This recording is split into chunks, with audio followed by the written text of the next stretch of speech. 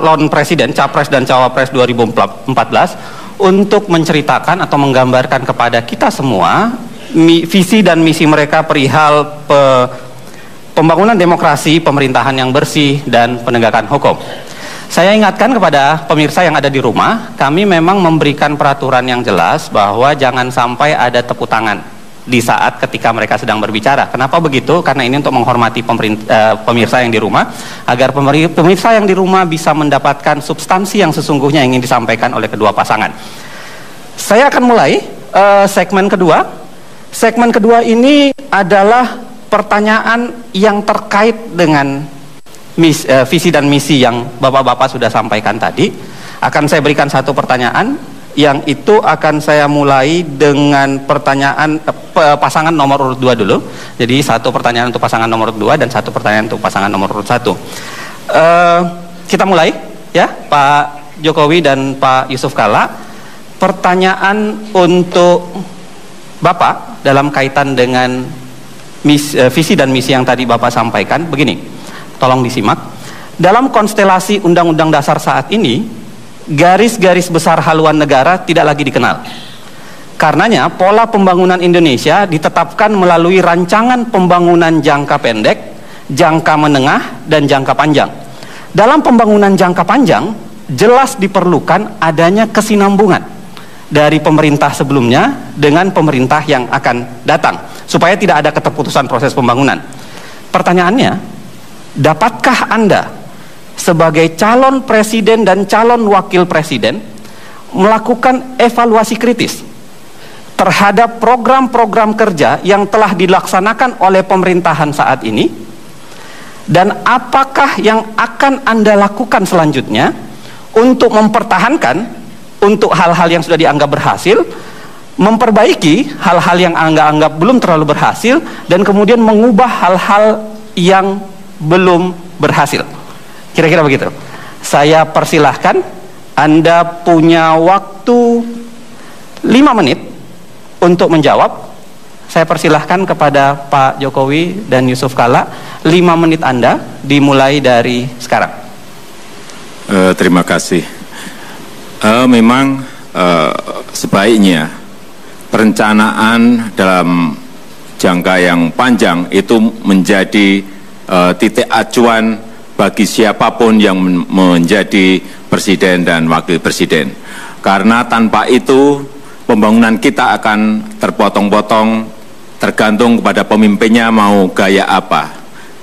Sehingga menurut saya siapapun presidennya, yang baik akan kita lanjutkan, yang tidak baik akan kita evaluasi, kita perbaiki, dan juga akan kita lanjutkan. Tetapi prinsip-prinsip, hal-hal yang prinsip juga harus kita isikan kepada pemerintahan yang baru kita nanti.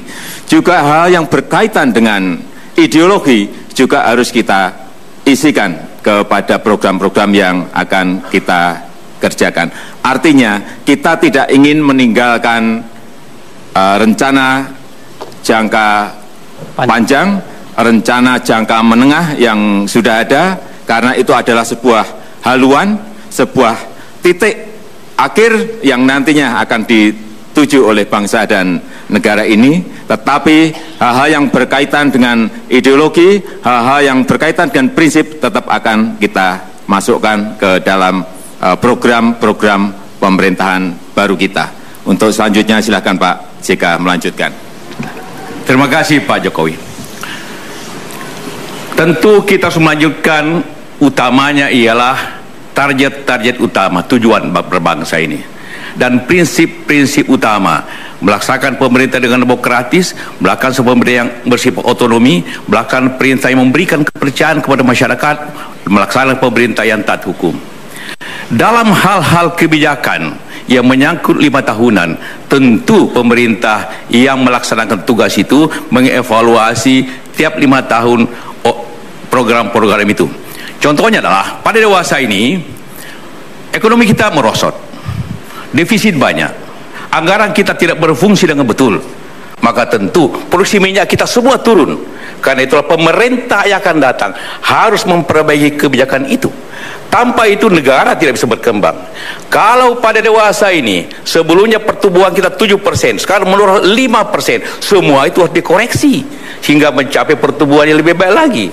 Efisiensi pemerintah yang tidak lebih mementingkan rutin dan tinggi yang tidak penting, itu harus reformasi. Karena itulah bagian kita untuk mencapai tujuan. Tanpa reformasi yang baik, begitu juga sistem pembinaan semangat kita, sehingga kita sebut revolusi mental, kadang harus dirubah, baik sistem pendidikan, baik sistem semangat, bagaimana hukum, jangan banyak korupsi, harus tegas semuanya.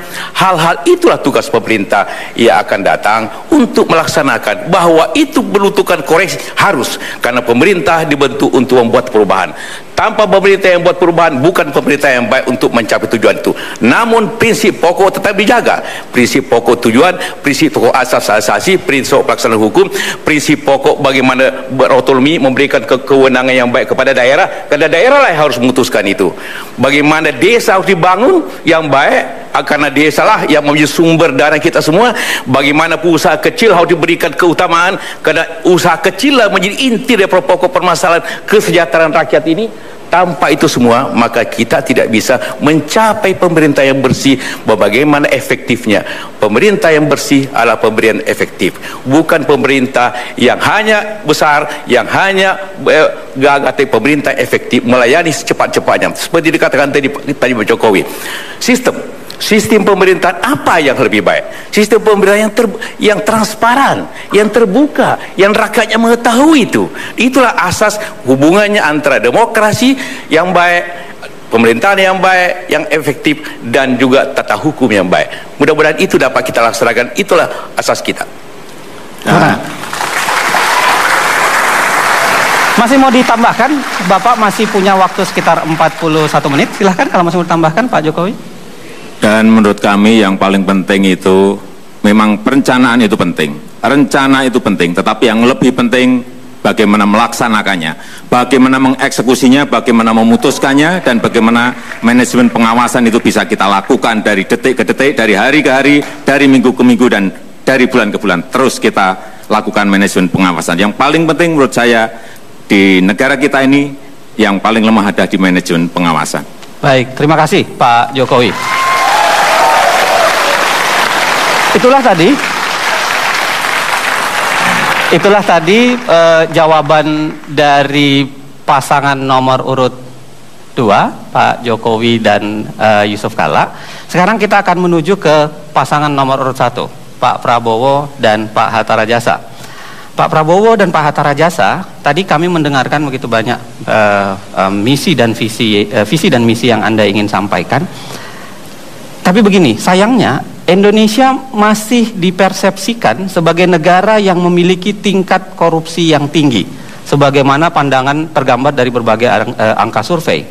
Indonesia juga dilihat sebagai negara yang masih memiliki kinerja pemerintahan yang belum baik, kalau kita lihat dari indeks efisiensi dan efektivitas pemerintahan. Yang memprihatinkan, Indonesia dilihat belum dapat melakukan perlindungan hak asasi manusia secara baik. Sebagai negara hukum, Indonesia masih dianggap belum mampu melakukan penegakan hukum secara adil, karena penegakan hukum Indonesia cenderung dianggap tajam ke bawah namun tumpul ke atas. Lagi pula masih banyak juga mafia peradilan di dalamnya. Pertanyaannya begini, Pak Prabowo dan Pak Hatta, apa agenda khusus yang lebih detail, apa agenda khusus yang akan Anda lakukan untuk memperbaiki keadaan ini? Silahkan yakinkan rakyat Indonesia bahwa Anda orang yang tepat sebagai pendorong efektivitas dan efisiensi pemerintahan, pendukung kuat pemberantasan korupsi, pendorong penegakan hukum yang adil, serta pelindung kuat atas hak-hak asasi manusia. Saya persilahkan, Anda punya waktu 5 menit dari sekarang. Baik, terima kasih. Memang kita rasakan inilah kelemahan-kelemahan bangsa kita sekarang. Korupsi, kinerja pemerintah yang kurang maksimal, dan keadilan hanya kepada yang kuat, kepada yang kaya. Ini kita rasakan. Tetapi ini semua menurut kami ini adalah suatu akibat dari kebocoran kekayaan nasional yang besar. Dengan kebocoran yang besar yang diakibatkan oleh memang masalah sistemik, akhirnya tidak ada sumber daya yang cukup untuk menjamin kualitas hidup para pejabat-pejabat aparatur negara yang menentukan jalannya pemerintahan. Artinya korupsi terjadi di Indonesia karena para pejabat-pejabat yang berkuasa takut masa depan, takut pensiun. Gaji bupati umpamanya adalah sekitar 6 sampai 7 juta rupiah, padahal dia kampanye, dia ikut pilkada langsung, dia habis 15 miliar, ya kan? Demikian di mana-mana. Akibatnya dia akan ambil dari APBD. Sama menteri-menteri juga begitu. Menteri kalau tidak salah mungkin gajinya sekarang sekitar 18 juta rupiah. Padahal tanggung jawab yang dikelola sangat besar. Karena kualitas hidup, rasa ketakutan ini, dan juga dengan sistem demokrasi kita. Sistem demokrasi kita yang begitu liberal mewajibkan setiap pemimpin politik untuk harus cari uang untuk melaksanakan kampanye politik. Dengan demikian dia akan mengandalkan kader-kader dia di DPR dan di departemen-departemen. Inilah sumber daripada masalah bangsa. Juga bahwa elit bangsa Indonesia selama berapa puluh tahun ini menurut pendapat saya agak lengah membiarkan sumber-sumber daya ekonomi kita terlalu banyak mengalir keluar bangsa kita. Nah, kalau kita mau perbaiki, mengurangi korupsi, kita harus jamin kualitas hidup para pejabat negara, pegawai-pegawai yang menentukan pegawai negeri, hakim, polisi, jaksa, semua penegak hukum, semua pejabat dan pegawai negeri di tempat-tempat yang penting harus dijamin kualitas hidupnya. Sebagai contoh, Hakim Agung di Inggris gajinya terbesar, lebih besar dari Perdana Menteri. Ini strategi kami. Kami ingin menutupi pertama kebocoran. Ya. Kita kalau bicara ingin memperbaiki ini, ingin perbaiki itu, ujung-ujungnya urusan uang, urusan duit. Karena itulah